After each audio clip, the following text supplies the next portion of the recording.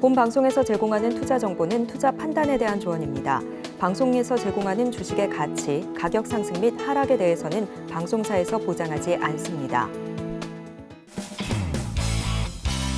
네, 시청자 여러분 안녕하십니까. 깊이 있는 인사이트로 여러분들의 투자를 이끌고 있는 저는 강관우고요. 저는 이혜윤입니다.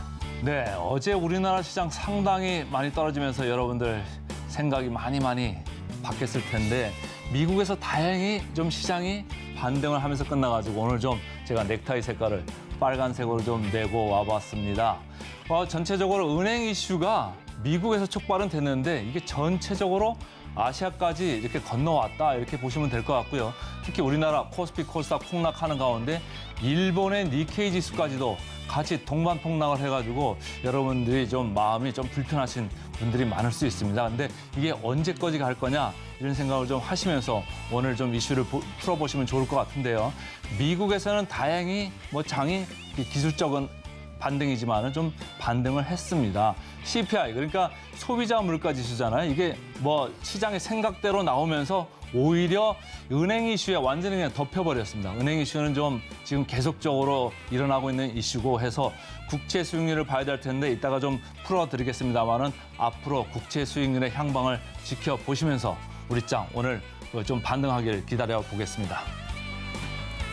네, 전일 우리 증시 정말 맥없이 좀 빠져나가는 모습 보여줬지만 그럼에도 불구하고 기술적 반등이 나와준 미국 증시 더불어서 2% 넘는 상승폭 보여준 나스닥의 힘을 빌어서 오늘 우리 증시도 힘차게 출발해 줄 수 있을 걸로 기대를 해봅니다. 오늘도 증시팔 파이팅 외치면서 출발해 보도록 하겠습니다. 자, 오늘 시장도 파이팅! 파이팅! 네, 챗 GPT 이제 더 버전이 높은 게 이제 나왔다고 그런 소식도 들렸는데요.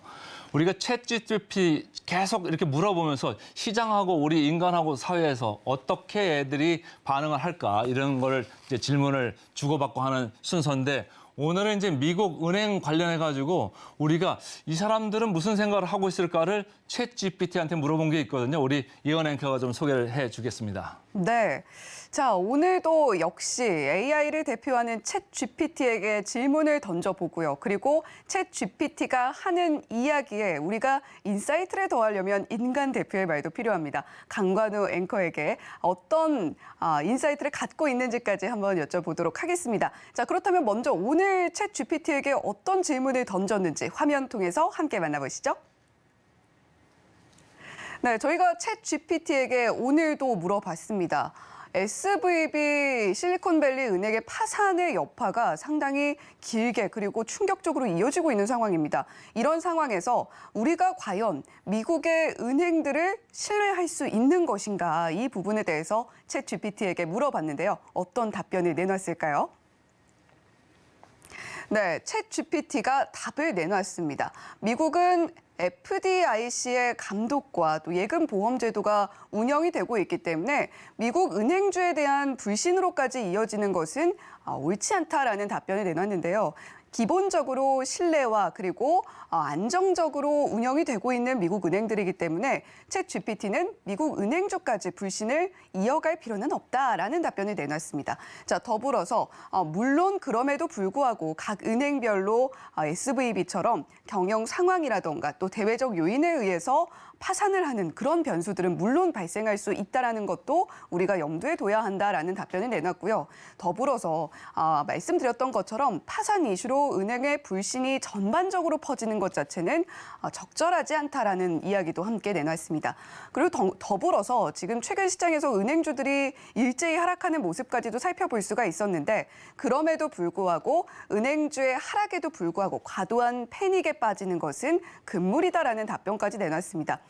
사실 강앵커님, 저희가 이렇게 AI의 챗 GPT의 답변을 들어보면 사실 검색을 통해서도 알 수 있는 부분들이 많고요. 네. 우리가 여기서 깊이를 더하려면 인간 대표에게 여쭤볼 수밖에 없는 것 같습니다. 자, 강앵커님이 인간 대표로서 어떤 코멘트 주시겠어요? 저는 그 챗 GPT하고 항상 이렇게 문답을 주고받을 때 제가 생각나는 거는 느끼는 거는 뭐냐면 네. 약간 좀 모범생 같아요. 답안들이. 너무 정해진 답안을 이렇게 정해주고 있는데 챗GPT가 잘 모르는 게 이게 21년까지만 학습이 돼 있어가지고 네. 최근의 상황을 잘 모르는 것 같아요. 주가가 엄청나게 빠졌잖아요. 이게 아시아까지 넘어왔다고 제가 아까 그렇죠. 말씀드렸잖아요. 네. 근데 이제 국채 수익률부터 한번 보도록 하겠습니다. 지금 차트를 한번 보시면 자, 여기 보시면 이게 빨간 선이 급격하게 떨어진 거예요. 이게 무슨 번지 점프 하듯이 이렇게 떨어지잖아요. 그러네요. 아찔합니다. 이게 주식 가격이 떨어진 게 아니에요. 미국 국채 수익률 2년치짜리 국채 수익률이 네. 이렇게 떨어진 거예요. 국채는 미국 보통 국채는 안정적이라고 하잖아요. 안정적이죠. 누가 투자하나요? 전 세계에 있는 모든 금융기관, 모든 투자사들이 투자하는 대상이에요. 네. 이렇게 급격하게 떨어졌는데 어제 좀 반등을 했죠. 그래서 4.2까지 이렇게 올라왔는데 이 수익률이 어떻게 갈 건지 앞으로 계속적으로 이제 전 세계에 있는 사람들이 볼 건데 지금 실리콘밸리 은행만에 이게 끝날 거냐 아니냐 이런 생각들을 사람들이 하는 거예요.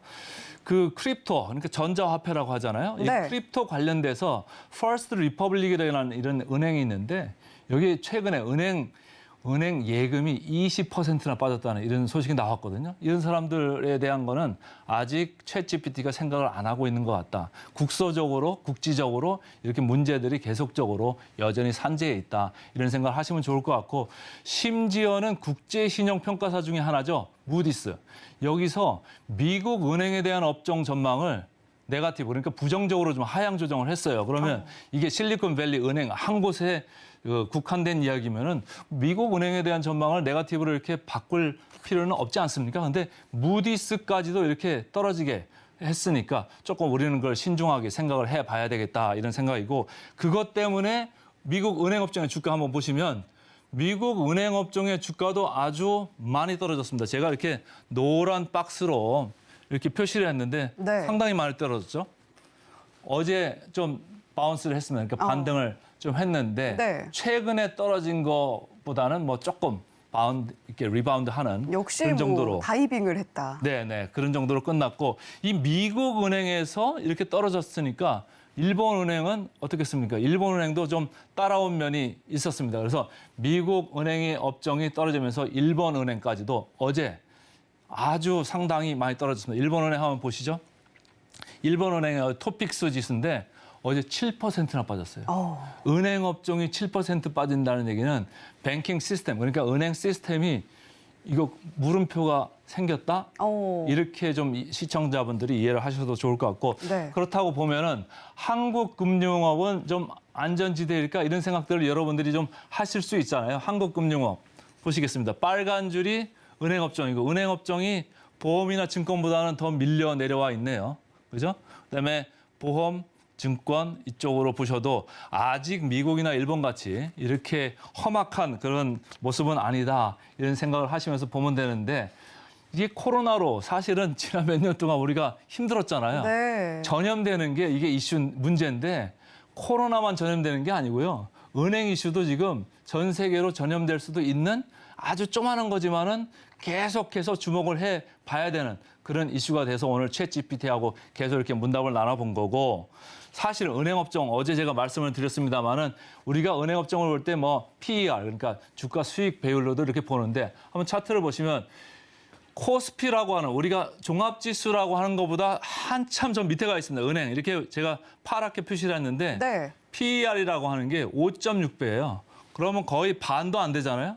그렇죠. 은행이 지금 왜 이렇게 할인돼서 거래될까요? 어제 제가 말씀드렸습니다마는 나가 있는 대출이나 이런 거에 대해서 의심이 많은 거예요. 지금 미국에서는 저런 지방은행들의 문제가 지금 촉발이 돼가지고 이슈가 됐지만 우리나라는 뭐 계속적으로 지금 신문지상이나 뉴스에 지금 나왔던 이야기들이 부동산 PF 여기에 문제가 많지 않겠나? 네. 이런 생각들을 좀 많이 하게 만들고 있고 개인 채무 문제도 상당히 지금 불거지고 있어가지고 이런 것들이 지금 밸류에이션에 나와 있는데 문제는 지금 이미 싼 밸류에이션이 더 싸질 수도 있다라고 보는 거예요. 지금 아까는 PER 그러니까 주가 수익 배열로 봤지만 지금 장부 가치 대비해서 한번 보겠습니다. 네. 빨간 줄이 KB금융이고 신한지주, 녹색이 하나금융지주입니다. 지금 더 내려가고 있잖아요, 그죠? 최근에 좀 내려가기 시작한 첫 번째는 뭐 정부 관계 당국에서 좀 대출 금리 좀 내려야 되는 거 아니냐 이런 네. 얘기도 있었잖아요. 그때부터 내려가기 시작한 건데 최근 내려가는 거는 미국 은행 이슈가 좀 여파를 미쳤다 이런 생각을 하시면 좋을 것 같고 그래가지고 할인되고 또 할인되는 이런 상황이 오고 있다. 이런 그 모습입니다. 그래서 저는 어디에서 멈출까? 제가 뭐 정확하게 이렇게 핀셋으로 이렇게 딱 집어낼 수는 없습니다만은 기본적으로 예금자들이 은행으로 뛰어가는 그런 뱅크런 이런 일이 좀 멈춰줘야 돼요. 요새는 뭐 그렇게 은행까지 안 뛰어간다고 하더라고요. 스마트폰으로 이렇게 눌러가지고 네. 은행들을 그냥 다 빼버리고 다른 데로 그 보내고 이렇게 하면서 지금 문제가 생기는 건데 이런 게 조금 잦아들고 그다음에 미국 국채 수익률의 이런 진폭이나 이런 변동성도 상당히 줄어들어야지 이제 이게 바닥이라고 우리가 볼 수 있는데 어제 뭐 미국장이 좀 기술적으로 올랐습니다만은 아직은 제가 왔다 갔다 하는 이런 장인 것 같고 제가 볼 때는 신뢰의 이슈가 지금 전 세계에 좀 그 만연하고 있다. 이걸 신뢰 이슈는 조기에 좀 차단했으면 좋겠다 이런 생각을 하고 있습니다.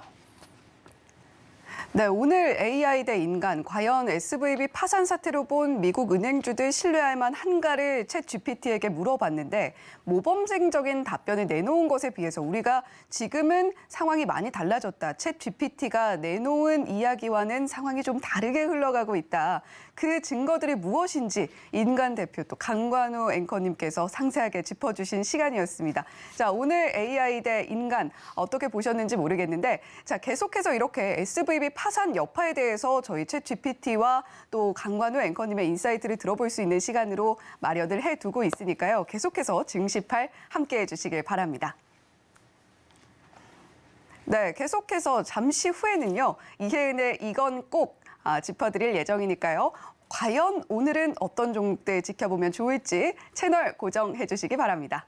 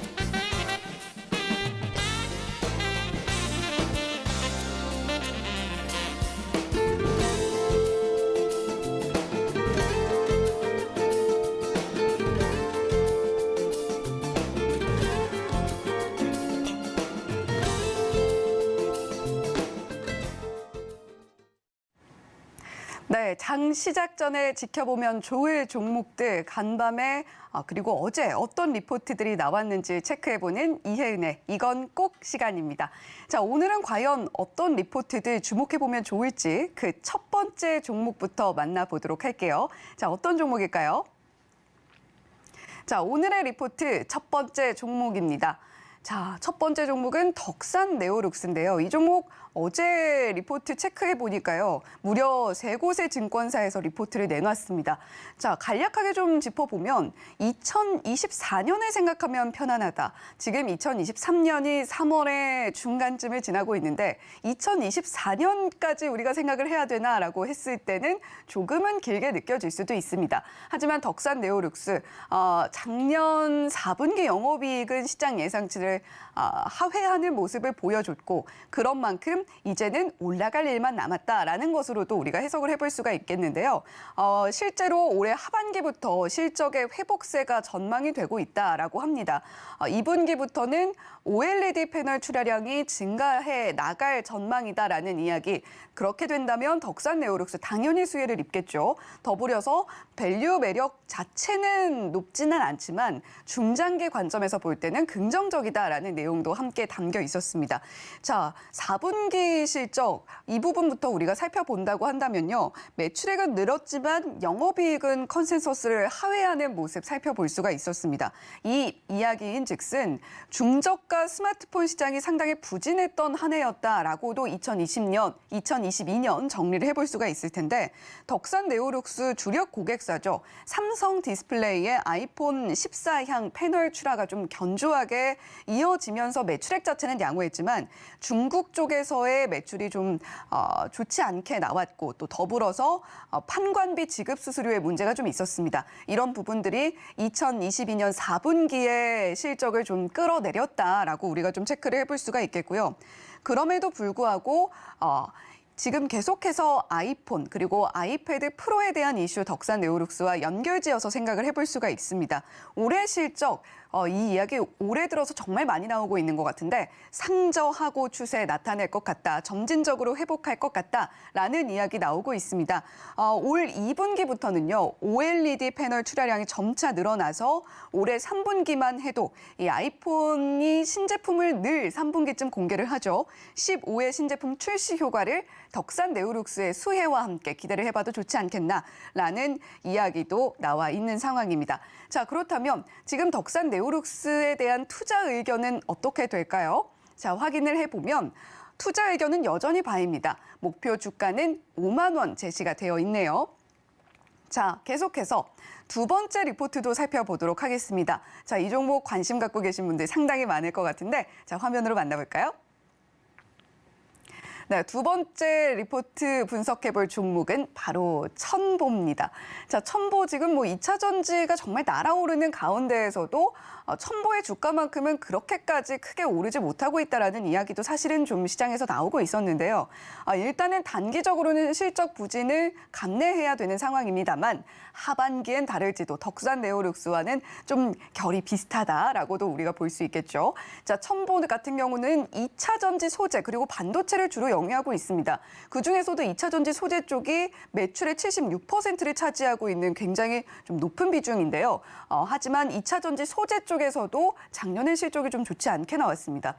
더불어서 반도체가 한 18% 정도의 매출을 갖고 있는데 반도체와 디스플레이 소재 역시도 부진한 실적을 나타내면서 전년 동기 대비 굉장히 좋지 않은 모습을 보여줬던 첨보입니다. 더불어서 원재료 값이 하락을 하면서 고객사들이 이제 점점 안정화를 찾겠지라는 마음가짐을 가지고 물량을 계속 줄여나가는 분위기이기 때문에 그런 부분에서 단기적으로 실적 부진이 예상이 되고 있는 상황인 거고요. 다만 하반기에는 신규 캐파 가동이 기대가 되고 있는 상황인 만큼 역시 비슷하게 상저하고의 흐름 보여줄 것 같다라는 부분들 첨보에서 기대해 볼 수가 있겠습니다. 자, 그렇다면 첨보도 좀 상세하게 살펴보면요. 4분기, 2022년 4분기 같은 경우에는 전 부분이 부진했다라는 이야기 전해드렸습니다. 2차 전지뿐만이 아니라 반도체, 디스플레이 전반적으로 부진했다라는 부분 반드시 체크를 좀 해보셔야 되겠고 이에 따라서 1분기 실적도 부진할 것이 좀 불가피해 보입니다. 원재료 가격 하락에 대해서 우리가 체크를 해야겠지만 점차적으로 2년간의 상승 사이클 이전 수준에 근접했다는 부분도 함께 지켜볼 만한 부분인데요. 만약에 그렇게 된다라고 한다면 실적에 분명히 반영이 될 것이고 수주 물량도 늘어날 수 있을 것이다라는 기대감이 현재 자리하고 있는 겁니다. 자, 2023년 하반기부터 가파른 실적 성장이 전망되고 있는 첨보인데 자, 이런 첨보 지금 투자 의견은 어떻게 나와 있을지도 체크해 보도록 하겠습니다. 첨보에 대한 투자 의견도 역시 매수입니다. 목표 주가는 38만 원 제시가 되어 있는 상황인데 첨보 역시 하반기 들어서면서 점차 좋아지는 모습 보여줄 걸로 기대가 되고 있는 만큼 투자 의견 매수 목표 주가는 38만 원입니다. 자, 그리고 마지막 종목입니다. 이 종목 정말 시장을 크게 달궜고 뜨겁게 달궜던 종목이기 때문에 우리 시청자 여러분들께서도 어떤 이야기 증권사에서 내놓고 있는지 궁금하실 텐데요. 화면으로 만나보시죠. 자, 세 번째 종목은 바로 SM입니다. 자, 이 종목 정말 시장에서 15만 7천 원까지도 터치를 해주는 그런 기염을 토하는 모습 보여줬는데 자, 이제 문제는 공개 매수 이슈 그 이후일 겁니다. 물론 SM 실제로도 시장에서 확인이 되고 있죠. 단기 주가 변동은 분명히 있겠지만 목표가 자체는 상향을 할 수밖에 없다라는 이야기 증권사 리포트의 골자였습니다. 다양하고 즉각적인 지배 구조가 개선이 된다라고 한다면 당연히 실적 면에서도 좋은 부분으로 이어질 수밖에 없는 것이겠고요. 올해 영업이익 자체도 1,600억 원 내외로 전망이 된다라는 이야기 들려오고 있는 상황입니다. 더불어서 SM 인수권과 관련이 있었던 하이브 그리고 카카오까지도 우리가 함께 좀 지켜볼 만한 이슈가 되었는데요. 하이브 같은 경우는 인수에는 결론적으로 실패했지만 플랫폼을 얻었고요. 카카오 같은 경우는 이번 인수로 인해서 카카오엔터 신규 상장에 본격적으로 엑셀레이터를 밟을 것이다라는 이야기가 함께 자리하고 있는 상황입니다. 자, 그렇다면 SM도 좀 상세하게 살펴볼게요. 단기적인 변동성을 겪어내는 것은 어쩔 수 없는 수순입니다. 하지만 JYP 엔터테인먼트와 비교를 해도 여전히 현재 주가 할인된 수준이다라고 리포트에서 이야기를 하고 있는 상황이고요. 자, 그리고 이번에 상당히 좀 부각을 받았던 부분이 이수만 전 총괄이었죠. 지분을 매각한 부분들 그리고 주요 자회사의 실적을 갉아먹는 부분들을 좀 정리해 나갔다는 부분에도 시장이 집중을 하고 있는 것 같습니다. 지배구조 개선이 실질적으로 이루어지면서 그런 결과로 올해 매출, 올해 실적이 1,600억 원가량으로 예상이 되고 있는 상황인 거고요. 하이브와 카카오에도 시선이 쏠리고 있는 상황인데 하이브 말씀드렸던 것처럼 플랫폼 사업 지출을 얻어냈기 때문에 그렇게 큰 손해는 아닐 것이다라는 이야기 시장에서 나오고 있습니다. 카카오는 카카오가 50% 내외의 지분 확보에 성공할 가능성이 높아지면서 카카오엔터 상장 움직임도 본격화할 것으로 전망된다라는 이야기 시장에 나와 있는데요. 자, 여전히 이 이야기를 따져볼 때 투자 의견은 당연히 매수겠죠. 거기다가 목표 주가 물론 우리가 한때 터치했던 15만 원대까지는 아닙니다만 14만 7천 원, 14만 5천 원까지도 바라보면서 대응해 볼 수 있겠다라는 이야기 나와 있습니다. 지금까지 이혜은의 이건 꼭이었습니다.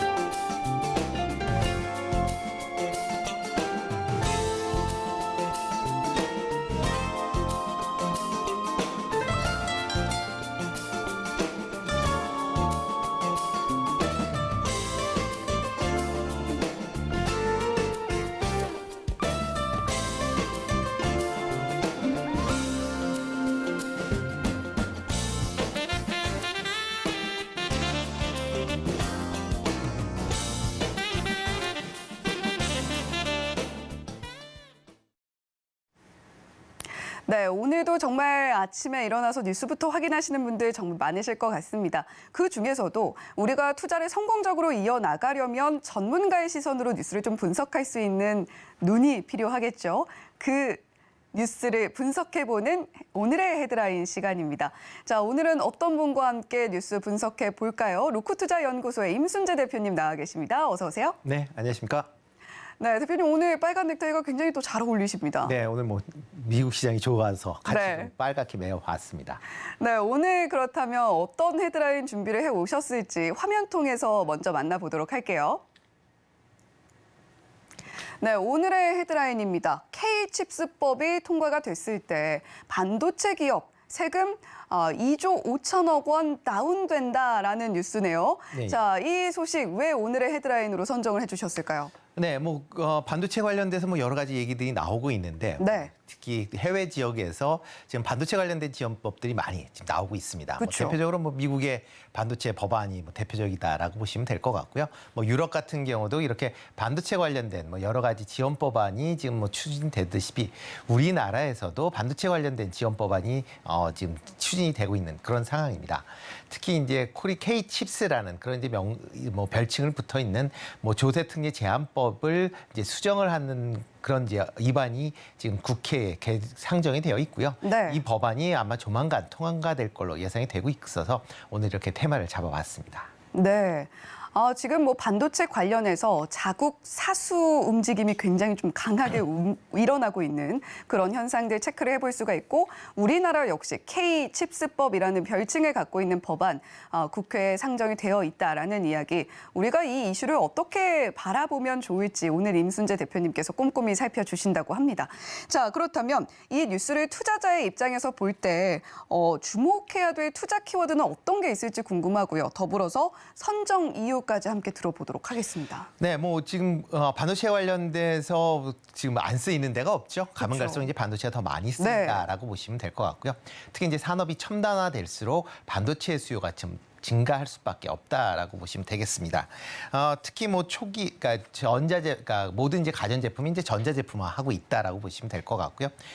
대표적으로 자동차 같은 경우도 전기차, 자율주행차가 이제 만들어지면서 반도체에 대한 수요가 커질 수밖에 없고요. 네. 코로나 초기에 이런 이제 반도체 수급이 상당히 좀 꼬이면서 자동차 생산량에도 영향을 미칠 만큼 이렇게 이제 반도체 분야가 시장에서 좀 각광을 받고 있다라고 보시면 되겠습니다.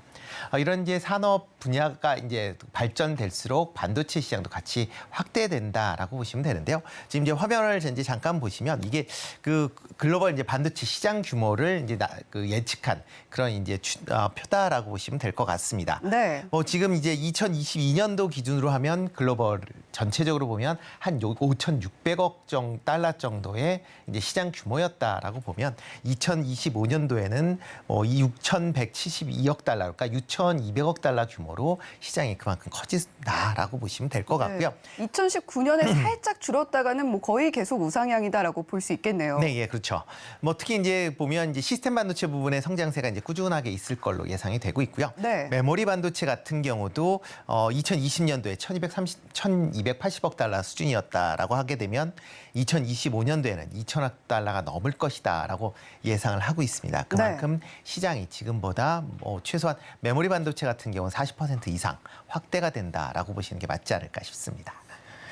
그러다 보니까 이제 각국에서는 이제 이렇게 반도체 공장을 자국 내에 이제 건설하고자 하는 그런 욕구가 강하다라고 보시면 될 것 같고요. 이렇게 이제 자국 내에 반도체 공장이 있으면 그만큼 반도체에 대한 이제 수급 불안에서 조금 벗어날 수 있다라는 긍정적인 그런 생각을 많이 하고 있다라고 보시면 되겠습니다. 네. 특히 반도체 공장이 동아시아 쪽에 좀 집중화되고 있는 그런 모습입니다. 그렇죠. 그러니까 대표적으로 우리나라, 대만, 그다음에 중국 지역에 대부분의 반도체 공장이 몰려 있다라고 보시면 될 것 같고요. 특히 시스템 반도체 중에 이제 파운드리 같은 경우에 네. 첨단 10나노 이하의 공정 자체는 대만과 우리나라에서만 지금 생산이 가능하다라고 보시면 될 것 같습니다. 기술력이. 네, 그렇습니다. 그러다 보니까 이제 각국 정부에서는 이렇게 이제 반도체 공장을 유치하기 위해서 여러 가지 이제 조치를 취하는데요. 네. 지금 보시면 지금 세계 각국의 이제 반도체 산업 지원 내용을 이제 밑에 보시면 나와 있습니다. 미국 같은 경우는 지금 향후 520억 달러 규모의 반도체 이제 지원을 하겠다라고 얘기를 하고 있고요. 중국 같은 경우는 반도체 굴기라고 얘기를 많이 하고 있죠. 2025년까지 184조 원을 투자를 해서 중국 내에 반도체 수요의 70%까지를 자국 내에서 생산할 수 있게끔 하겠다라는 어마어마한 자금이 들어가네요. 네, 그렇죠.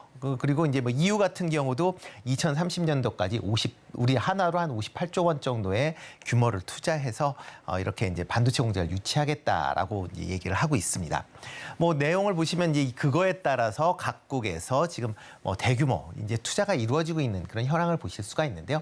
특히 미국 지역에서 미국 이제 반도체 지원법 이후에 투자가 확대되고 있는 그런 모습을 좀 볼 수가 있다라고 봅니다. 네.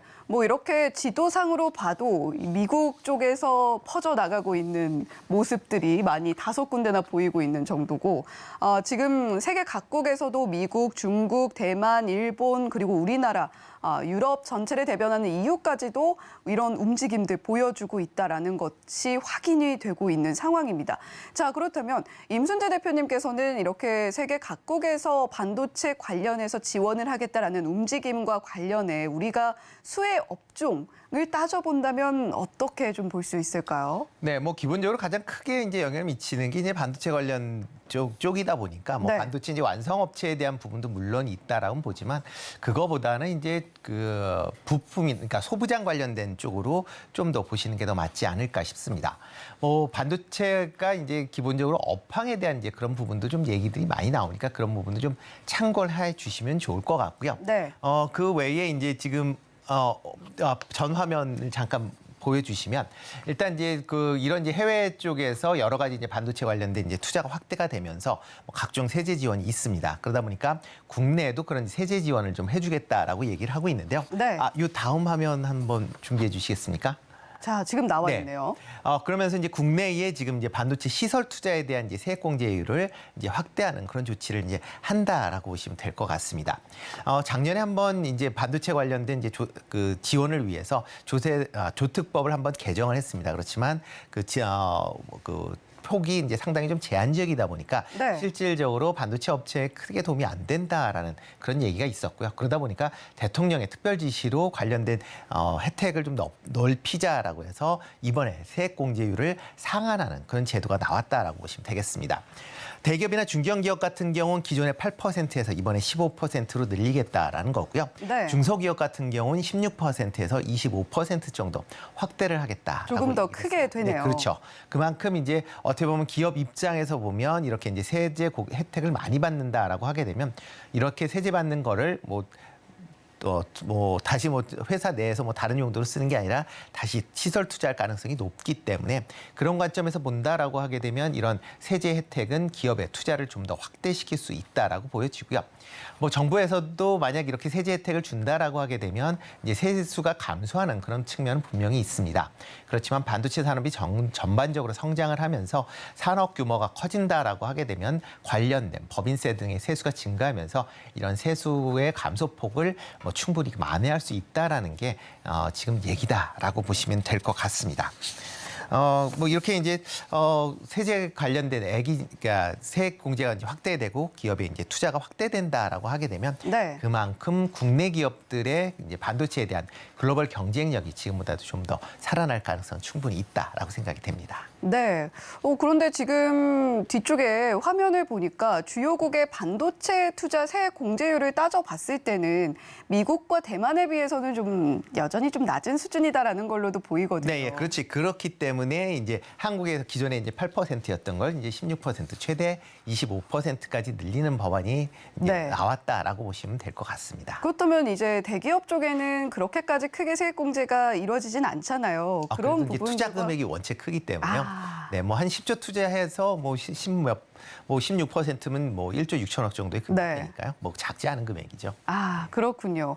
자, 지금 우리나라도 계속해서 반도체 패권을 잡기 위해서 열심히 좀 달려나가고 있는 상황이고 정부 차원에서도 움직임을 계속해서 가열차게 이어가고 있는 상황입니다.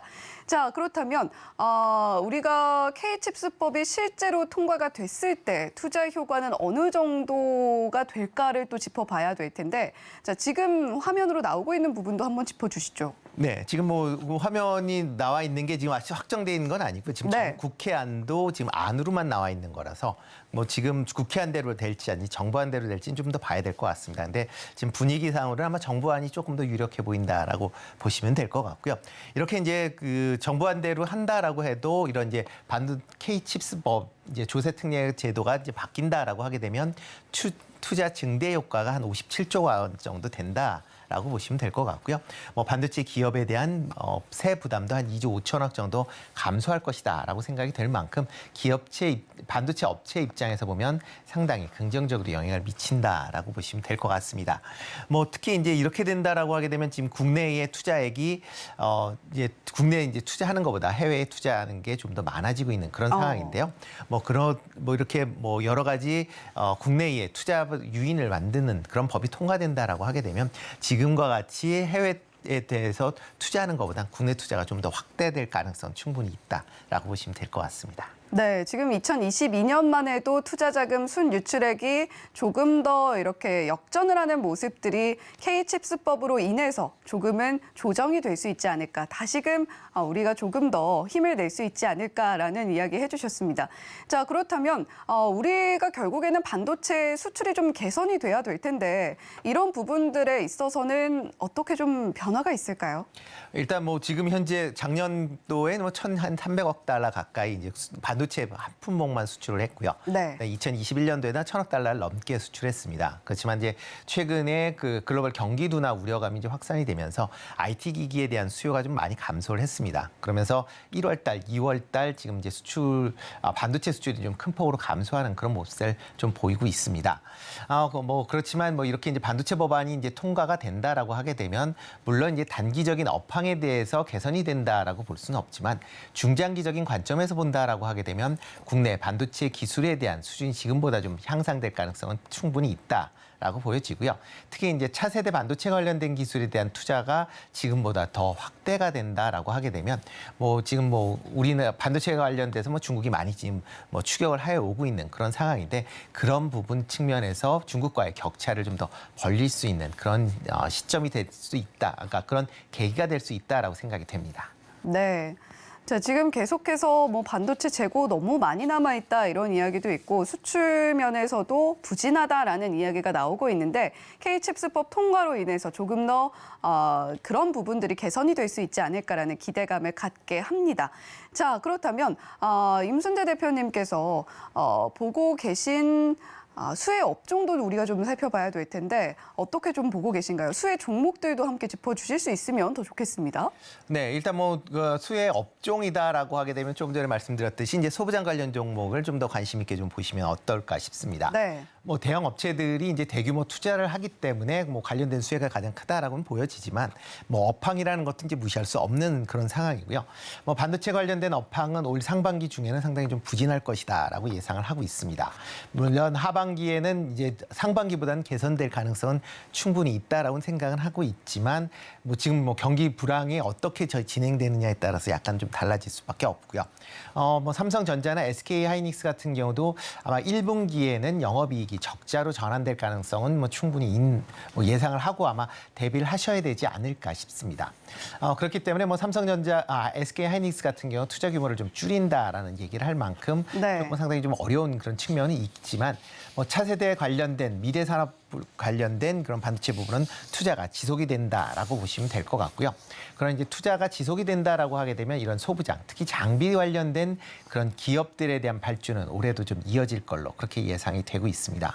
그렇기 때문에 뭐 전체적으로 업황이 나빠지기 때문에 관련된 종목들이 좀 나빠질 가능성은 충분히 있지만 뭐 중장기적인 관점, 특히 이런 이슈 때문에 움직인다라고 하게 되면 소부장 관련주들이 좀 더 가볍게 움직일 가능성은 있으니까 이런 종목으로 좀 관심 있게 좀 보시면 어떨까 싶습니다. 네, 자 그렇다면 종목명을 우리가 좀 들어보고 싶은데 어떤 종목 보면 좋을까요? 구체적으로 일단 소부장 쪽이라는 건 저희가 들어봤으니까요. 네. 뭐 그중에서 뭐 대표적으로 한미 반도체 좀 관심 있게 보시면 어떨까 싶습니다. 네. 뭐 마이크로소 장비라는 장비가 지금 계속 뭐 매출이 꾸준하게 이루어지고 있는 그런 상황이고요. 뭐 관련돼서 작년 매출액은 조금 이제 부진한 그런 모습을 보이긴 했지만 네. 올해부터 이제 그 개선세가 뚜렷이 나타날 가능성이 있다라고 보여지고요. 하반기부터로 전망하시나요? 네, 그렇죠. 뭐 좀 하반기서부터 보시는 게 좀 더 낫지 않을까라는 생각을 좀 해보고 있습니다. 뭐 최근 들어 이제 반도체 종목들이 전반적으로 조정을 보였기 때문에 일단 가격 메리트 때에서 보면 그렇게 부담스러운 가격대는 아니다라고 보여지고요. 네. 다만 이런 이슈에 대해서 단기적인 트레이닝 관점에서 접근하시거나 아니면 뭐 올 하반기를 이후를 생각을 해서 뭐 좀 조정을 보일 때마다 저점 매수하는 관점이 어떨까 싶고요. 또 하나 종목은 이제 가온칩스입니다. 뭐 최근에 이제 디자인 하우스 솔루션 관련된 기업들이 강한 주가 흐름세를 보였습니다. 향후에 이제 시스템 반도체가 국내에서도 이제 삼성전자를 중심으로 시장 규모가 이제 커질 걸로 예상이 되고 있는데요. 이렇게 시스템 반도체를 파운드리 업체와 이제 연결해주는 그런 기관이 이제 디자인 하우스 업체다라고 보시면 될 것 같고요. 이렇게 이제 삼성전자에서 파운드리 사업을 확장하기 위해서는 이런 디자인 하우스의 육성이 꼭 필요한 그런 상황이다라고 보시면 향후에 이런 디자인 하우스 관련돼서는 지금보다 좀 더 시장 규모가 커질 걸로 예상이 되고 있으니까 장기적인 중장기적인 관점에서 여전히 관심 있게 보셔야 되지 않을까 싶습니다. 네, 한미 반도체 현재 가격도 충분히 매력적인 가격대지만 조정 나올 때마다 모아가는 전략 유효하겠고 가온칩스는 디자인 하우스 쪽으로 우리가 한번 지켜보면 좋겠다라는 이야기 임순재 대표님께서 해주셨습니다. 대표님 오늘도 좋은 말씀 고맙습니다. 네, 고맙습니다.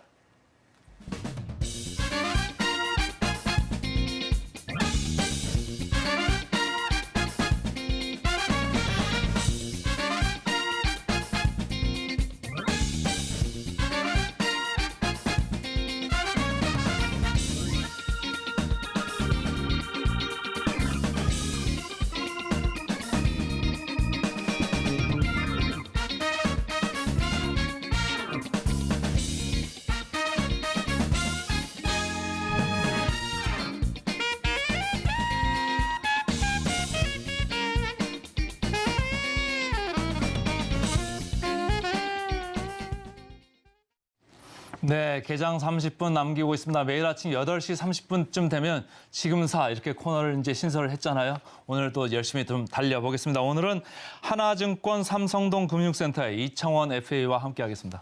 안녕하십니까. 자, 오늘 지금사 코너에서 두 가지 종목을 좀 준비를 요청을 드렸는데 네. 어떤 종목들이 있을까요? 첫 번째 종목은 S넷이라고 하는 기업입니다. 동사 같은 경우에는 시스템의 통합 구축과 네트워크 통합 구축 및 자문, 넓게 보면은 AI라든지 기타 클라우드 등을 기반으로 하고 있는 데이터 센터 그리고 ICT 전문 기업이라고 생각하시면 좋을 것 같습니다. 제가 최근에 방송을 이렇게 저렇게 보고 있는데 우리 방송에서 참 재미난 걸 하나 하고 있습니다. 그게 챗GPT에 대한 질문이었습니다. 아쉬운 게 하나 있었다면 챗GPT에 대한 질문을 하고 거기에 따른 답을 얻음에 있어서 데이터가 아직까지는 2021년 9월까지만 축적이 되어 있었다는 것. 그게 의미하는 것은 우리가 단순한 질문을 하고 이에 대한 답은 지금 시점에서 챗GPT로부터 충분히 얻을 수 있지만 연구 논문이라든지 기타 학문적인 부분에 있어서 많이 필요한 것에 대한 부분은 아직까지 답은 들을 수가 없다는 거예요. 그게 의미하는 것은 결국 해당 시장이 점진적으로 발전을 하는 가운데 이 데이터를 충분히 더 누적시켜야 할 필요성이 제기되는 것이라고 생각하시면 좋습니다. 그래서 동사 같은 경우에는 크게 두 가지 키워드, AI 그리고 데이터 센터라고 하는 것, 이 두 가지에 감안하셔서 이야기를 조금 들어보면 좋지 않을까 그렇게 생각을 하고요. 챗GPT는 결국에는 AI라고 할 수가 있습니다. 이 AI라고 하는 것도 우리가 알파고와 이세돌의 바둑 대결을 통해서 살펴보았듯 넓게 보면 통계학의 한 가지 집합체라고 저는 생각을 합니다. 통계라고 하는 것은 크게 두 가지로 나뉘어져 있습니다. 데이터를 모으고 정리하는 기술 통계와 이걸 기반으로 어떠한 결과를 도출하는 추론 통계인데 그걸 토대로 한번 살펴보게 되었을 때는 역시 통계적인 부분 조금 더 필요하지 않을까 그렇게 생각이 됩니다. 네, S넷 시총을 보니까 이제 900억 정도 되네요. 네. AI 쪽으로 좀 진출을 한다고 하는데 최근에 제가 얘기를 들어보니까 예전만 해도 이제 부동산 PF 쪽으로 돈들이 많이 쏠렸거든요. 네. 요즘은 뭐 데이터 센터 쪽으로 많이 들어간다고 하는데 S넷도 바로 그런 쪽에 있는 업체네요. 네, 그렇게 딱 생각을 하시면 좋을 것 같습니다. 그래서 제가 키워드를 두 가지, 첫 번째 AI 그리고 데이터 센터라고 하는 부분을 전해드렸는데 AI라고 하는 것은 결국에는 시간이 지나면 지날수록 우리에게 혹은 우리 주위에 조금씩 보편화가 될 겁니다. 아직까지는 갈 길이 정말 멉니다. 챗GPT만 본다 하더라도 지금이 2023년 3월입니다. 데이터에 따른 결과는 2021년 9월에 멈추어 있고 그 시점까지의 시차는 1년 6개월. 앞으로 더 많은 데이터를 축적시키기 위해서 필요한 게 바로 이 데이터 센터가 되는 거예요. 참고로 엔비디아라고 하는 기업이 데이터 센터용 반도체를 시장에 공급했던 가운데 시가총액이 거의 10배나 증가합니다. 우리 또한 앞으로 산업이 조금씩 진보가 되고 더욱 많은 결과를 만들고 더 좋은 경제 상황을 만들기 위해서는 충분히 데이터 센터를 기반으로 한 데이터를 축적시켜야 할 것이고 이를 기반으로 다양한 산업 분야에서 활용을 할 필요가 있을 것으로 저는 보여집니다. 네. 근데 이제 보면은 이쪽으로 가면은 그럼 마진이 좋아질까? 이제 SI를 기존에 막 이렇게 했던 업체잖아요. 근데 네. 그쪽은 마진이 뭐 1, 2%밖에 영업 마진이 안 나서 네. 실적이 좀 좋아질까요? 어떨까요? 실적은 우선 지난해는 약간 좋아지긴 했습니다. 예. 그런데 우리가 실적이라고 하는 것은 통상적으로 영업이익이라고 하는 것으로 표현을 하게 되는데 이 영업이익이라고 하는 것은 결국에는 두 가지입니다. 매출액에 해당하는 수익이 늘거나 판관비라든지 매출 원가에 해당하는 이 비용이 줄거나 지난해 같은 경우에는 실적이 크게 증가했는데 눈에 보였던 건 역시나 매출액이었습니다. 매출액이 많이 늘어난다라고 하는 것은 기업의 입장에서는 공급하는 재화 양이 늘어나는 것을 의미하기 때문에 기본적으로 영업이익이 늘어날 수 있는 한 가지 변수로 충분히 작용을 합니다. 판관비라든지 매출 원가 같은 경우에는 소폭 올라간다 할지라도 영업이익률 기준으로 데이터 센터 또 기타 반도체라고 하는 건 전반적으로 부가가치가 높습니다. 지금은 무언가 모르게 거북이 걸음으로 조금씩 올라간다 하더라도 앞으로는 충분히 더 나아지지 않을까. 네, 이제 기업 듭니다. 수익성도 상당히 좋아지고 실적도 이제 좋아진다고 하는데 가격 전략 어떻게 보고 계세요? 가격은 지금 시점에서 조금 많이 빠졌습니다. 그런 면에서 더 매력이 있지 않을까 그렇게 생각이 되고요. 목표 가격은 대략 7,500원, 손절 가격은 4,500원 제시해드리도록 하겠습니다. 자, 첫 번째 S의 목표가 7,500원 정도로 말씀을 주셨고 두 번째 종목은 뭔가요? 네, LG전자입니다. 네. 최근에 주가 흐름이 참 좋습니다. 시장 상황이 이번 주 그리고 지난주 많이 흔들렸음에도 불구하고 꿋꿋하게 버티고 있는 기업 LG전자가 아닌가 그리 생각을 하는데 동사 같은 경우에는 사업 부분이 여러 가지가 있습니다만 가장 높은 매출 비중을 차지하는 것은 역시나 가전입니다. 냉장고와 세탁기, 에어컨을 기반으로 하고 있는 가전에서의 시장 점유율도 높고 해당 부분에서의 매출 비중은 대략 40% 정도 차지하고 있습니다. 앞으로도 가전 시장에서는 동사의 역량 그리고 시장 점유율 쉽게 떨어지지는 않을 겁니다. 그걸 감안했을 때는 가전이라고 하는 부분은 지속적으로 캐시카우를 만들 수 있는 사업부가 아닐까 그렇게 생각을 하고요. 핵심이 되는 것은 이제 전장입니다. 사실 동사 같은 경우에는 2021년부터 휴대폰 사업 부분을 없앴습니다. 그게 의미하는 것은 기존에 적자를 유지하거나 기업 가치를 훼손시키는 사업부를 과감하게 없애고 다른 사업부에 힘을 싣겠다라고 하는 것인데 그게 지금 시점에서는 자동차 전장 부분이라고 보여집니다. 그도 그럴 것이 2020년 코로나는 참 많은 걸 바꾸었습니다. 코로나에 따라 우리가 가전용 부품 혹은 가전에 대한 수요가 많이 늘어나게 되었고 이에 따라 한편으로 차량용 전장이라든지 반도체에 대한 수요는 증가했음에도 불구하고 공급이 따라가지 못했던 그런 상황이 오게 되었습니다. 네. 거의 지금 계속적으로 전장 쪽 이제 강조를 하셨는데 21년 초에 사실 우리 애플카 이슈로 네. LG전자 주가가 상당히 리레이팅이 됐다가 네. 밀렸다고 하는데 이게 앞으로도 리레이팅으로 보는 건가요? 아니면 뭐 이게 올라가던 그 추세를 좀 보는 건가요? 어떤가요? 산업 자체로 보았을 때는 좋게 봅니다. 하지만 네. 주가라고 하는 것이 단순하게 산업이 좋고 실적이 좋아진다고 해서 올라가는 게 아니죠. 네. 시장 앞에 장사 없습니다. 시장이 앞으로 괜찮아지면은 당연히 LG전자의 주가도 필연적으로 오르게 될 건데 저는 시장은 계속해서 여러분들에게 올라갈 거다라고 하는 이야기를 전해드릴 거예요. 그러한 상황에서 코로나19에 따른 충격으로 차량용 반도체의 공급이 비록 많이 줄었다 하더라도 지금은 점진적으로 이것이 해소가 되고 있습니다. 삼성전자나 최근에 DB 하이텍 같은 경우에도 파운드리 산업을 조금 더 확장시키기 위한 움직임을 보였고 차량용 반도체가 시장 전체에서 차지하는 비중은 대략 10%, 마진 또한 결코 낮지가 않는다는 것을 감안한다면 추후에 차량용 공급의 안정과 이에 따른 실적 개선은 충분히 나올 거라고 보여집니다. 핵심이 되는 것은 자율주행입니다.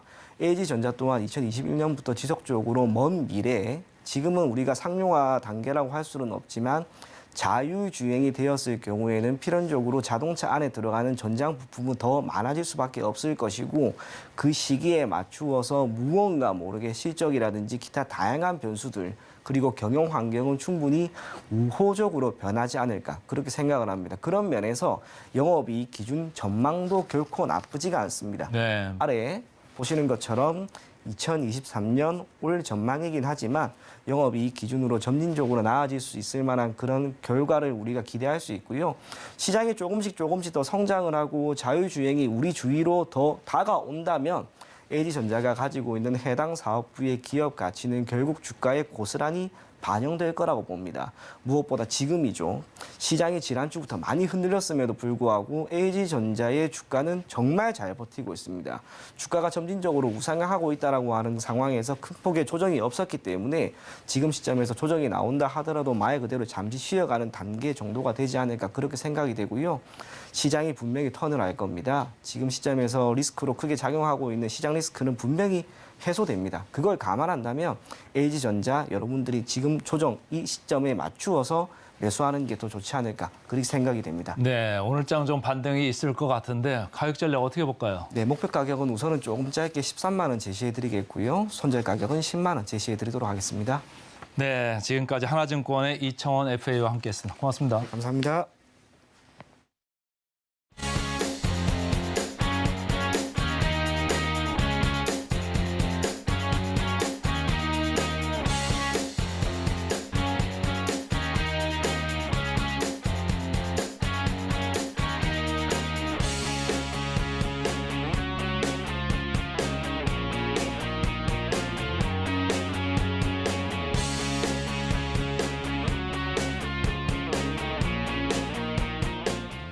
본 방송에서 제공해드리는 정보는 투자 판단에 대한 조언일 뿐 해당 종목의 가치와 수익률을 보장하지는 않습니다. 자, 미국 시장의 반등이 우리 시장까지 이어질지 잠시 후 이어지는 증시 구도 함께 하시죠. 저희는 잠시 후에 돌아오겠습니다.